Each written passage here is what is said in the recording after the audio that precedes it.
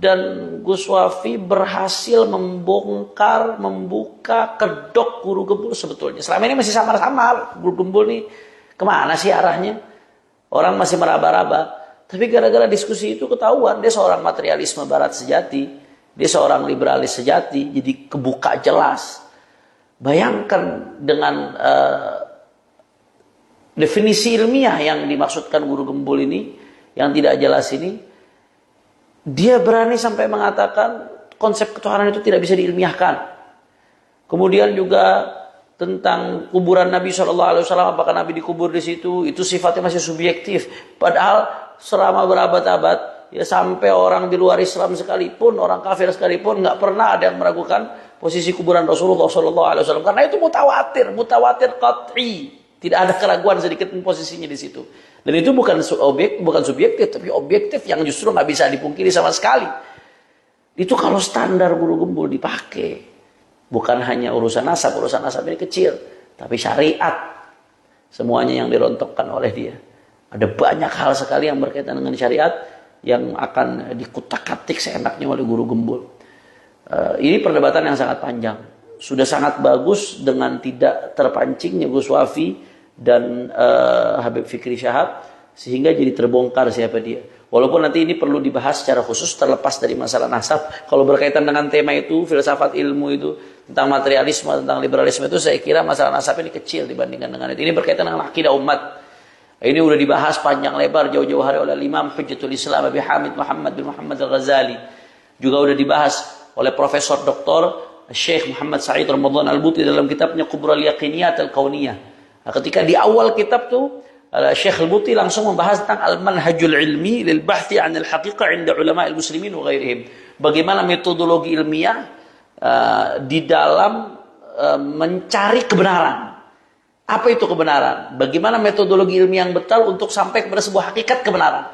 Itu udah dibahas habis-habisan. Begitu juga Profesor Dr. Naqib Al-Attas di Malaysia, yang luar biasa, sampai dunia barat pun mengakui keilmuan beliau. Wah, ini udah dibongkar habis-habisan oleh beliau, oleh murid-muridnya Prof. Dr. Fahmi Hamid Zarkashi, Dr. Adian Husaini, dan masih banyak lagi. Saya kira ini memang butuh sesi khusus untuk mengungkap kesesatan Guru Gembul dalam masalah ini, penyimpangan berfikirnya, sehingga sangat tepat kemarin Gus Wafi dan Said Fikri Syahab tidak terpancing untuk meladeni, sehingga tidak melebar kemana-mana, dan akhirnya jadi terbongkar, terkuak itu kedok sebetulnya siapa seorang Guru Gembul.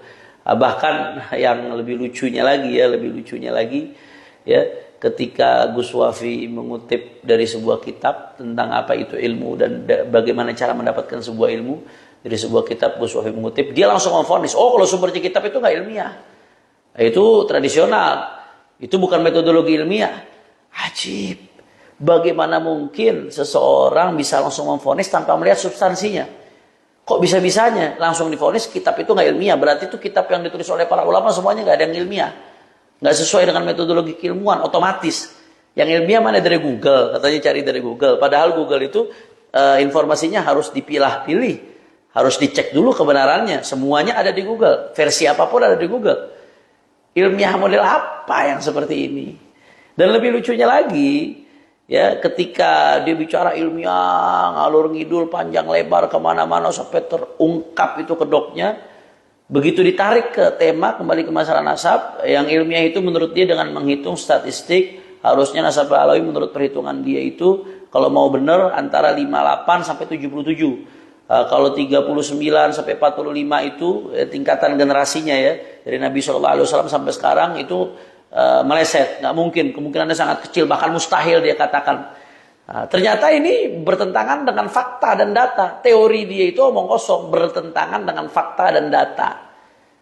Faktanya apa? Faktanya asyraf di dunia nggak seperti itu. Asyraf di dunia yang diakui sekalipun dari berbagai aspek itu ada yang antara 39, 41, 42 dan lain sebagainya. Dan dia nggak berbasis data. Ditanya sama Gus Wafi, ada nggak Sayyid yang dari zaman Nabi sampai sekarang, atau raja siapa gitu dari zaman Nabi sampai sekarang keturunannya yang 1500 tahun itu sampai 77 generasi, ada nggak? Dia nggak bisa membuktikan satu pun. Berarti teori yang disampaikan omong kosong, nggak berbasis fakta, nggak berbasis data.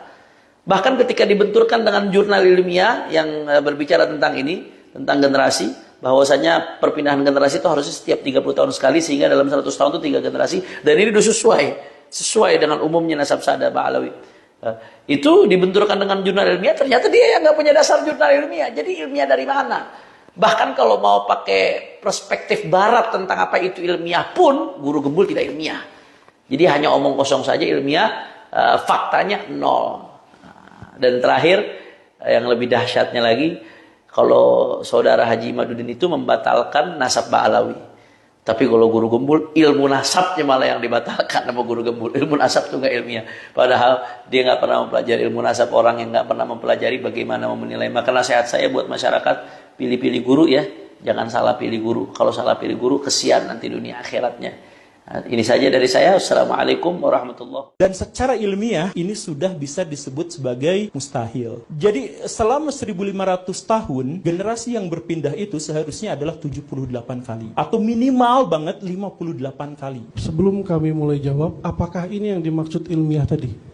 Ya, Raja Jordan itu keturunan ke-41. Kalau dia diragukan, itu DNA D1 diragukan semua. Karena dia sampel utama. Ada lagi yang diakui, ini diakui sama kubunya Kiai Imad juga. Nasab Syekh Jamil Halim Al-Husaini. Beliau bukan dari Ba'alawi, dia 40. Saya, pakai catatan saya dari Maktab Demi, saya ke-42. Nasab Raja Maroko, keturunan ke-40. Al-Ahdal Al-Mahdali, 43, 44. Khalil Al-Musawi, kalau ditambah 45, berarti generasi sekarangnya 39 atau 40. Arifai, Al-Balkhi. Jadi yang dibatalkan banyak sekali. Betul. Dalam metode ini. Kalau misalnya kita terapkan kalkulasi 25 average, kalau misalnya dia di keturunan ke 58 sampai 78, berarti dia tidak logis, gak masuk dalam kalkulasi. Semua keturunan Rasulullah nasabnya batal semua. Itu pertama. Konsekuensi kedua, kerajaan-kerajaan di Eropa juga batal semua nasabnya. Karena kalkulasinya tidak 25 average-nya.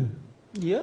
Udah ada penelitiannya tentang itu yang dibuat sama Richard Wong. Mereka menghitung bahwa ternyata average dari jarak antar generasi tadi itu adalah laki-laki itu 30,7 tahun. Dan kebetulan kalkulasi ini sama dengan Alawiyyin, sama dengan kerajaan-kerajaan di Eropa. Sudah ada kalkulasi ilmiahnya, saya rasa ini lebih relevan untuk dijadikan rujukan. Pengen contoh dari Pak Guru, ada nggak? Oh ini loh ternyata keturunan raja ini, dia hidup di zaman ini, setelah dihitung ternyata 78, satu saja mungkin contohkan. Mungkin ada Pak Guru.